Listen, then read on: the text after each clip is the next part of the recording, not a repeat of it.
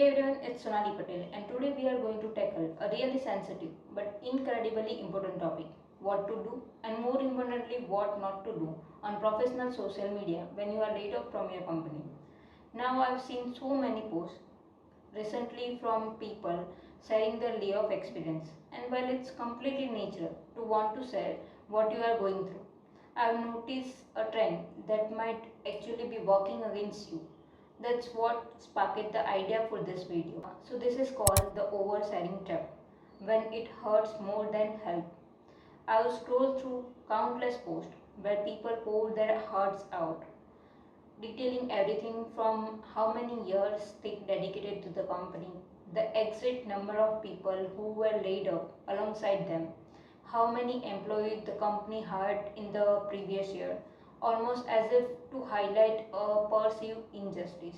The endless day they have spent emailing HR or their former manager, desperately trying to get a response.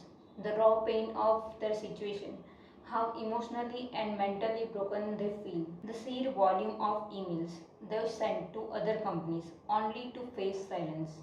And that heartbreaking confession, they are down to their last bit of saving, struggling to survive. Look, I get it truly. My heart goes out to anyone going through this. The pain, the frustration, the feeling of being completely adrift. It's overwhelming and your emotions are valid. But here's the tough truth. By sharing all of this detail, you might actually be creating more roadblocks for yourself.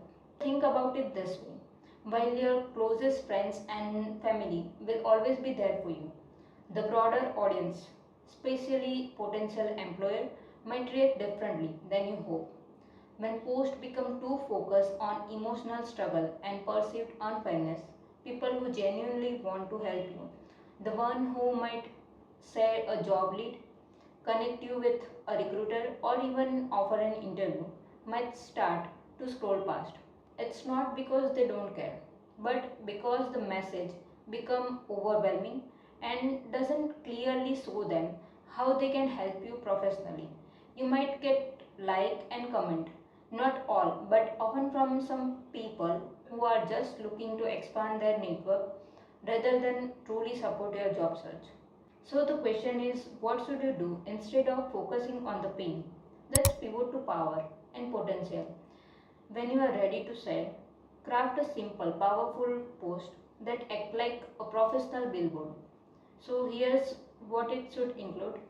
First is a clear, direct statement. Something like, I am sharing an update about my career path. My role at XYZ company has been impacted by recent layoff and now I am actively seeking new opportunity. Be factual, not emotional. Second is your expertise and skill. This is crucial. What are you great at? My expertise lies in, for example, digital marketing strategy, full stack web development, data analysis, project management. Then highlight your key skills. Third is year of experience. Quantify your journey. Like, I bring this year of experience in the industry, and then mention key achievement like leading cross-functional teams, driving revenue growth, optimizing operational efficiency.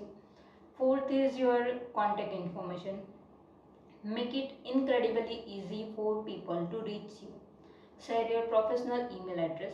Fifth is preferred location. If you are open to remote work or have a specific geographic preference, state it clearly.